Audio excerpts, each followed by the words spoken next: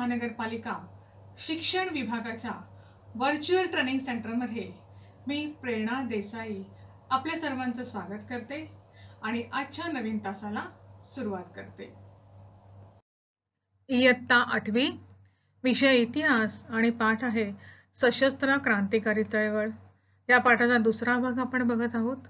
मुलांनो, याच्या पूर्वीचा जो पहिला भाग आहे त्याच्यामध्ये आपण वासुदेव बळवंत फडके, चाफेकर बंधू आणि अभिनव भारत संघटना याविषयी माहिती बघितली होती। या मुद्द्यांवर आपण चर्चा केली होती। आज या व्हिडिओमध्ये आपण बंगालमधील क्रांतिकारी चळवळ, गदर चळवळ, Kakori cut, Hindustan socialist Republican association आणि चितगाव शस्त्रागारावरील हल्ला या मुद्द्यांवर माहिती बघणार आहोत।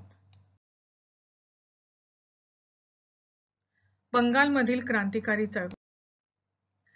लॉर्ड कर्झनने केलेल्या बंगालच्या फाळणीमुळे सगळ्या देशामध्ये, विशेष करून बंगालमध्ये एक क्षोभ किंवा राग जो आहे तो उफाळून आला होता आणि त्यामुळे बंगाल प्रांत जो आहे तो पेटून उठला होता। स्थानिक उठावांच्या जागी व्यापक अशा क्रांतिकारी चळवळींचा राष्ट्रीय पातळीवर उदय होऊ लागला। देशातील विविध भागात क्रांतिकारी विचारांनी भारावलेले तरुण आपल्या गुप्त संघटना स्थापन करू लागले। मग त्या संघटनेची उद्दिष्ट कोणती होती? तर सगळ्यात पहिलं म्हणजे ब्रिटिश अधिकाऱ्यांना जरब बसवणे, दुसरं ब्रिटिश शासन यंत्रणा खिळखिळी करणे आणि तिसरं ब्रिटिश सरकारचा लोकांना वाटणारा दरारा जो आहे तो नाहीसा करणे आणि ब्रिटिशांची सत्ता उलटवून टाकणे ही त्यांची प्रमुख उद्दिष्ट होती। त्या दृष्टीने क्रांतिकारी संघटना स्थापन झाल्या। त्याच्यामध्ये अनुशीलन समिती नावाने एक समिती कार्यरत होती आणि ही जी अनुशीलन समिती जी आहे तिच्या बंगालमध्ये 500च्या वर शाखा होत्या। अरविंद घोष, बारिंद्र कुमार घोष हे या संघटनेचे म्हणजे अनुशीलन समितीचे प्रमुख होते। अरविंद घोष, बारिंद्र कुमार घोष आणि भूपेंद्रनाथ दत्त हे बंगालमधील प्रमुख क्रांतिकारक होते। कोलकात्याजवळील माणिकताळा येथे या अनुशीलन समितीचं बॉम्ब तयार करण्याचं केंद्र होतं। बंगालमधील क्रांतिकारक चळवळीचे अरविंद बाबू म्हणजे अरविंद घोष, आपण आता नाव ऐकलं त्यांचं, हे प्रवर्तक होते। ते जहाल मतवादी होते। टिळकांना ते नेते मानत।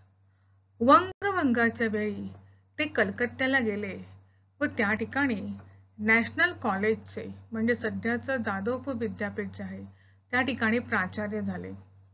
कलकत्ता काँग्रेसच्या अधिवेशनात त्यांनी भारताचे संपूर्ण स्वातंत्र्य या ध्येयाची घोषणा करून लोकमान्य टिळकांच्या नेतृत्वाखाली राष्ट्रीय पक्षाची उभारणा करण्याची आवश्यकता प्रतिपादन केली। सुरत काँग्रेसच्या वेळी त्यांनी लोकमान्य टिळकांसोबत प्रामुख्याने भाग घेतला आणि युगांतर हे बंगाली दैनिक त्यांनी सुरू केलं। बिपिनचंद्र पॉल यांच्या वंदे मातरम या इंग्रजी दैनिकातूनही ते लिहू लागले। काही काळ या पत्राचे ते संपादकही होते। या दोन पत्रांनी त्यांच्या उदात्त व प्रखर राष्ट्रीय भावना जनतेपर्यंत पोहोचवून लोकांच्या मनात स्वातंत्र्य ज्योत प्रज्वलित केली। वंदे मातरम मधील काही लेखांबाबत 1907 मध्ये त्यांना अटक झाली, पण त्यांच्यावरील आरोप सिद्ध होऊ शकला नाही। 1908 मध्ये अलीपूर बॉम्ब खटल्यात व इतर 38 क्रांतिकारकांसोबतच अरविंद बाबूंनाही तुरुंगात टाकले। सुमारे 1 वर्ष ते तुरुंगात होते। चित्तरंजन दास यांनी त्यांचा खटला चालवला आणि 1909 मध्ये त्यांची सुटका झाली। आपल्या बचावाच्या भाषणात चित्तरंजन दासांनी राष्ट्रभक्तीचे शाहीर, राष्ट्रवादाचे प्रेषित व मानवतेचे पुजारी म्हणून अरविंदांच्या कर्तृत्वाचे यथोचित वर्णन केले होते. सुटकेनंतर त्यांनी पुन्हा राजकीय आंदोलनात भाग घेतला. कर्मयोगी आणि धर्म या नव्याने सुरू केलेल्या साप्ताहिक पत्रातून ते लेख लिहू लागले. सभा, परिषदा, दौरे सुरू करून त्यांनी वातावरण सतत तापट ठेवले. सरकार त्यांच्या हालचालींवर लक्ष ठेवून होते. 1910 मध्ये त्यांना अटक होणार असे कळताच ते फ्रेंचांच्या अंमलाखाली चंद्रनगरला व नंतर पॉंडिचेरीला निघून गेले व तेथे शेवटपर्यंत राहिले. खुदीराम बोस आणि प्रफुल्ल चाकी. 1908 साली खुदीराम बोस व प्रफुल्ल चाकी या अनुशीलन समितीच्या सदस्यांनी कलकत्त्याचा मॅजिस्ट्रेट किंग्सफोर्ड याला जगातून नष्ट करण्याची योजना आखली, परंतु त्यांचा प्रयत्न फसला. कारण ज्या गाडीवर त्यांनी बॉम्ब टाकला ती गाडी किंग्सफोर्डची नव्हती, तर ती गाडी दुसऱ्याच कोणाची होती आणि या हल्ल्यात चुकून 2 इंग्लिश स्त्रिया त्या मारल्या गेल्या. इंग्रजांच्या हाती सापडू नये म्हणून प्रफुल्ल चाकी यांनी स्वतःवर गोळी झाडून घेतली. बोस पोलिसांच्या हाती लागले. पोलिसांनी खुदीराम बोसांना फाशी दिली. यावेळी खुदीराम बोस यांचं वय केवळ 15 वर्षाचं होतं. खुदीराम बोसांच्या या हुतात्म्याने सर्व हिंदुस्थान हळहळला. शाळा कॉलेजातील विद्यार्थ्यांनी सूतक पाळले. या प्रकरणाचा तपास करत असताना अनुशीलन समितीच्या कार्याची माहिती पोलिसांना झाली. पोलिसांनी या संघटनेच्या सदस्यांची धरपकड सुरू केली. कलकत्त्यामधील क्रांतिकारकांच्या बॉम्ब फॅक्टरीचा पोलिसांना सुगावा लागला. त्यांनी तिच्यावर छापा घातला. अरविंद घोष, बारिंद्र कुमार घोष, उल्हास दत्त, हेमचंद्र दास, उपेंद्रनाथ बॅनर्जी आणि इतर मंडळी यांना अटक करून खटले चालवले. अरविंद बाबूंचा संबंध बॉम्ब तयार करण्याशी जोडण्यात सरकारला अपयश आल्याने त्यांना न्यायालयाने निर्दोष सोडले. पण अन्य सदस्यांना मात्र कठोर कारावासाच्या शिक्षा ठोठावण्यात आल्या. रासबिहारी बोस व सचिंद्रनाथ सन्याल यांनी क्रांतिकारी संघटनाचे जाळे बंगाल बाहेर विस्तारले. पंजाब, दिल्ली, उत्तर प्रदेश येथे क्रांतिकारकांची केंद्रे उघडली. व्हाईसरॉय लॉर्ड हार्डिंग्स यांनी बंगालच्या भूमीवरून हिंदुस्थानची राजधानी हलवून ती दिल्लीस. मोठ्या वैभवाने हार्डिंग्स जो होता हा दिल्लीत हत्तीवरून प्रवेश करत असता चांदणी चौकामध्ये एका क्रांतिकारी विद्यार्थ्याने बॉम्ब फेकला. पण त्या बॉम्बचा नेम चुकला. व्हाईसरॉयचा सहकारी यात ठार झाला. व्हाईसरॉय जखमी झाले. हे जे होते बॉम्ब फेकणारे ते होते रासबिहारी बोस. एवढं सगळं करून सुद्धा रासबिहारी बोस म्हणजे ब्रिटिश साम्राज्याला एवढा मोठा धक्का देऊन मात्र रासबिहारी बोस हे इंग्रजांच्या हातावर तुरी देऊन निसटले. विविध भागामध्ये सशस्त्र क्रांतिकारी चळवळी चालू होत्या. मद्रास प्रांतही याला अपवाद नव्हता. मद्रास प्रांतात सशस्त्र क्रांतिकारी चळवळीचा उदय हा बंगालच्या फाळणीनंतरच्या काळात म्हणजे सन 1905 नंतर झालेला दिसतो. व्ही.व्ही.एस. अय्यर यांनी पॉंडिचेरी येथे क्रांतिकारकांची संघटना उभी केली. पिस्तूल चालवण्याचे प्रशिक्षण त्यांनी पॉंडिचेरीच्या केंद्रात देण्याची व्यवस्था केली होती.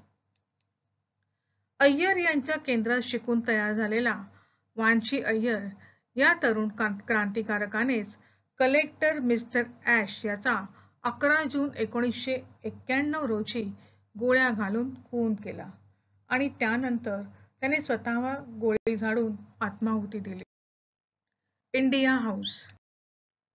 भारतातील क्रांतिकार्याला परदेशातील भारतीय क्रांतिकारकांकडून मदत मिळत असते. अशीच एक मदत करणारी महत्वाची व्यक्ती म्हणजे पंडित श्यामजी कृष्ण वर्मा होत.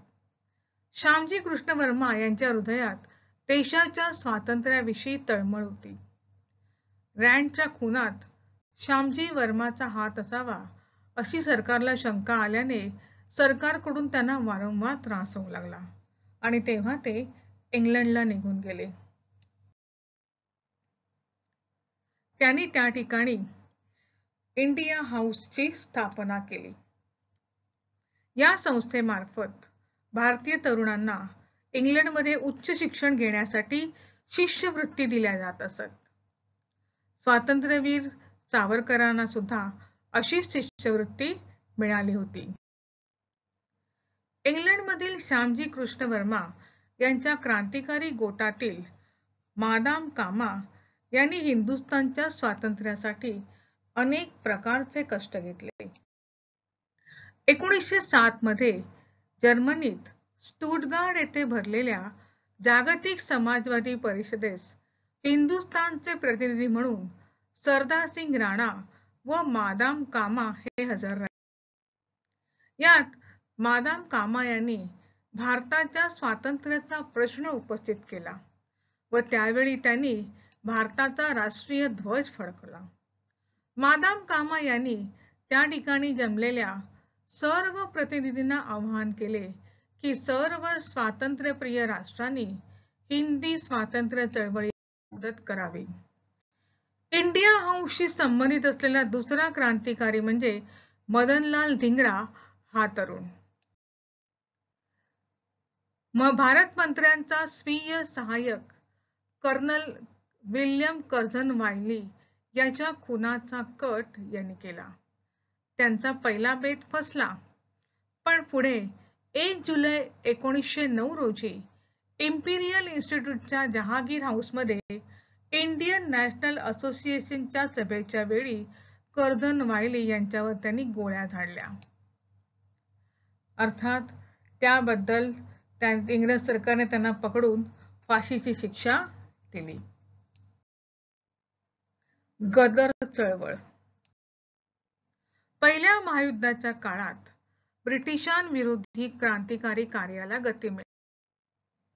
या संधीचा फायदा घेण्यासाठी क्रांतिकारक संघटना स्थापन झाल्या, कारण त्या संघटनांना असं वाटत होतं की ब्रिटिशांच्या शत्रूंची मदत घेऊन भारतामध्ये सत्तांतर घडवून आणता येईल.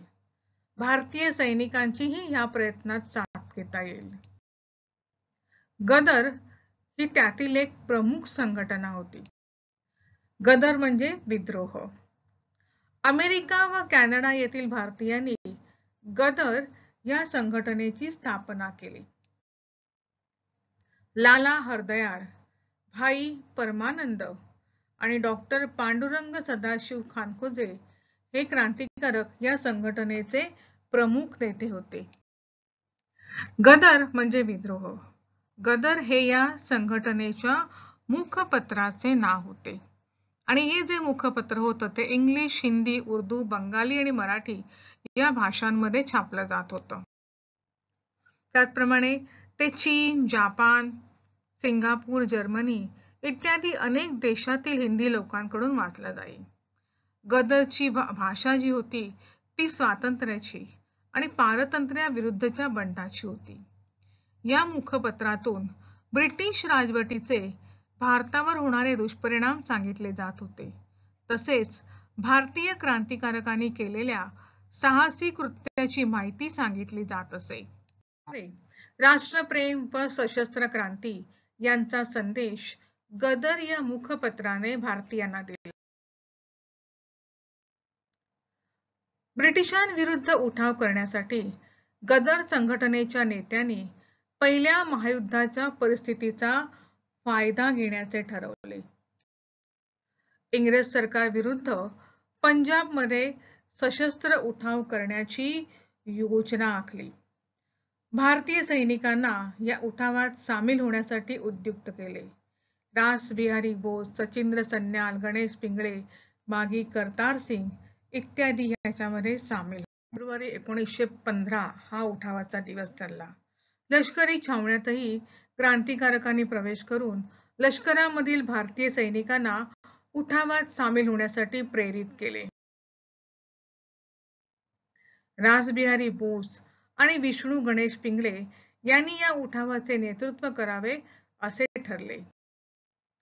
पण किरपाल सिंग नावाचा फितूर व इंग्रजांचा हस्तक या कटात सामील झाला. त्याने सरकारला अगोदरच बातमी दिल्याने सरकार सावध झालं. त्यांनी क्रांतिकारकांच्या गोटांवर धाडी घालून शस्त्रास्त्रे व कागदपत्रे जप्त केली. क्रांतिकारकांचे जवळजवळ सर्व नेते जे होते ते पकडले गेले. गणेश पिंगळे जे होते ते इंग्रजांच्या हाती लागले. इंग्रजांनी त्यांना फाशीची शिक्षा सुनावली. रासबिहारी बोस मात्र निसटून जाण्यात यशस्वी झाले. ते जपानमध्ये गेले आणि जपानमध्ये जाऊन त्यांनी आपलं क्रांती कार्य सुरूच ठेवलं. पहिल्या महायुद्धाच्या काळात आपल्या देशातील क्रांतिकारी चळवळीप्रमाणे परदेशातही क्रांतिकारी चळवळी कार्यरत होत्या. उदाहरणार्थ, जर्मनीची राजधानी बर्लिनमध्ये वीरेंद्रनाथ चट्टोपाध्याय, भूपेन दत्त आणि हरदयाळ यांनी जर्मन परराष्ट्र खात्याच्या सहकार्याने ब्रिटिश विरोधी योजना आखल्या.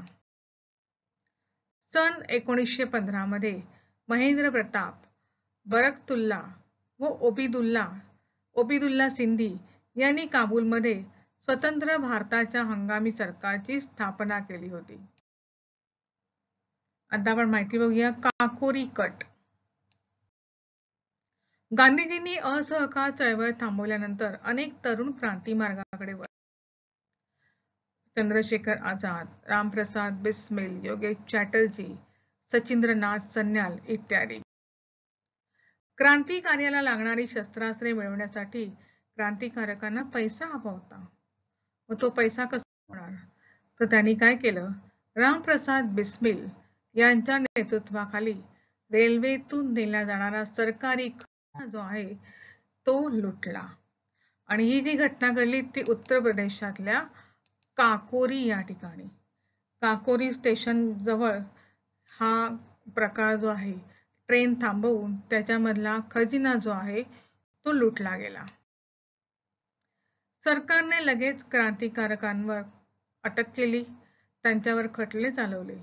त्याच्यामध्ये अशफाकुल्ला खान, रामप्रसाद बिस्मिल, रोशन सिंग आणि राजेंद्र लाहिरी यांना फाशी देण्यात आली.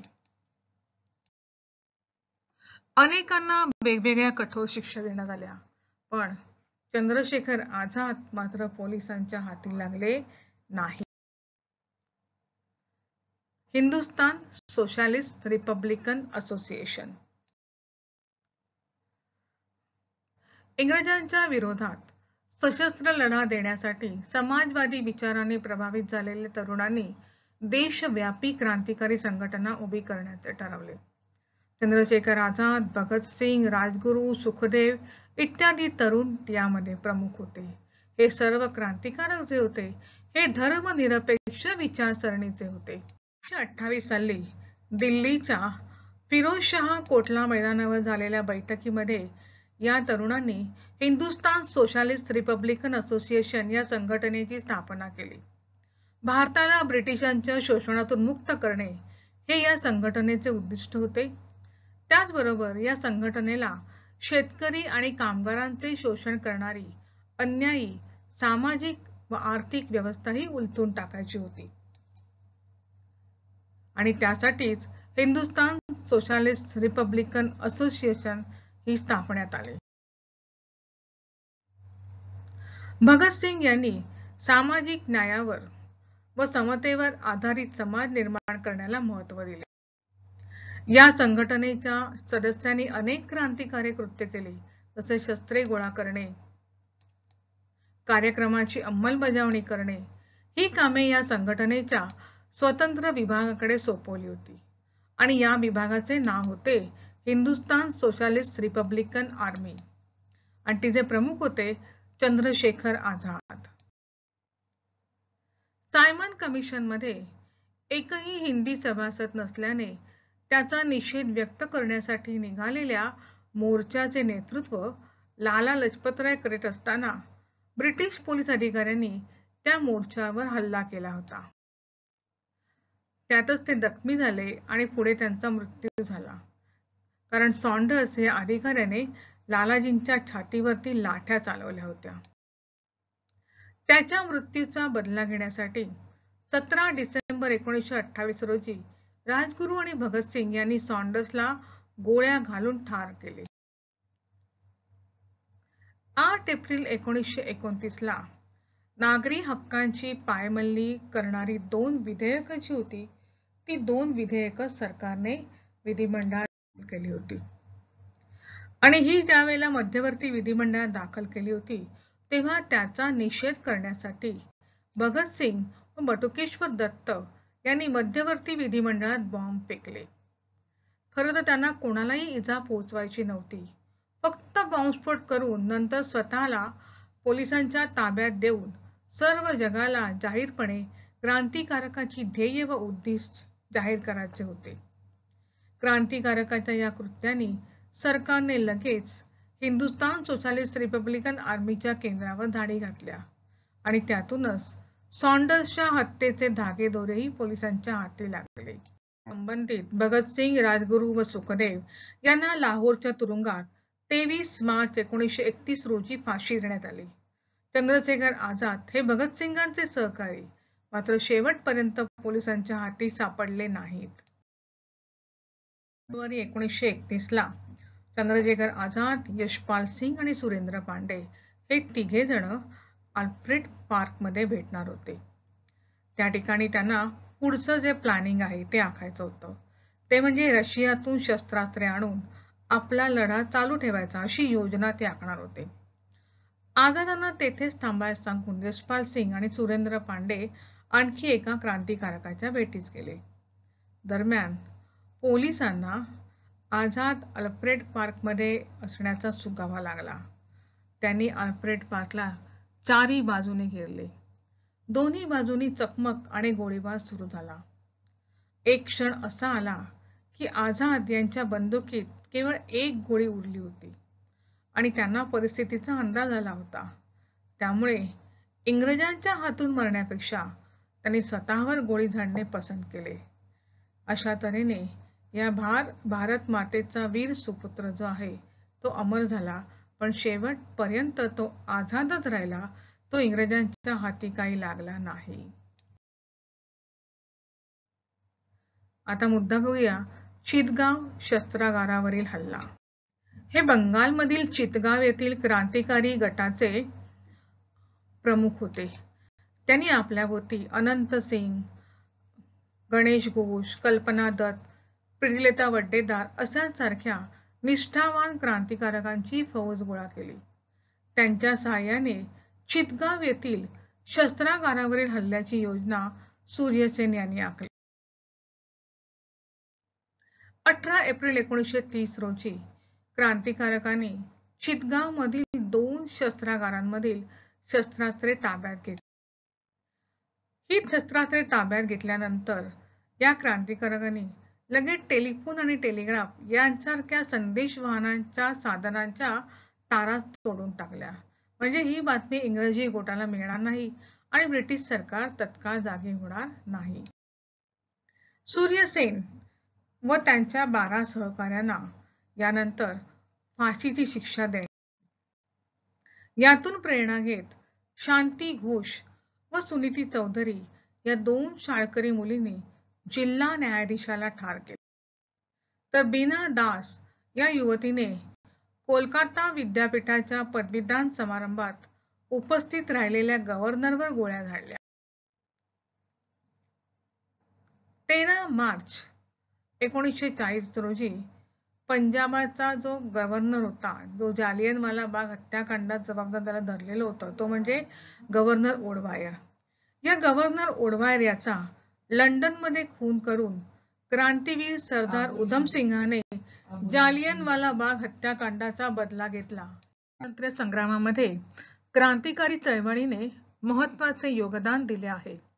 क्रांतिकारकांनी ब्रिटिश सत्तेशी लढताना साहस व निर्धाराचे दर्शन घडवले. त्यांचे बलिदान जे आहे ते भारतीयांना स्फूर्ती देणारे ठरले आहे. बालमित्रांनो, हा व्हिडिओ तुम्हाला नक्कीच आवडला असणार. यासारखे अनेक छान छान व्हिडिओ आहेत जे तुमच्या अभ्यासक्रमावर आधारित आहेत. पण ते पाहण्यासाठी आमच्या चॅनलला सबस्क्राईब करायला विसरू नका. धन्यवाद.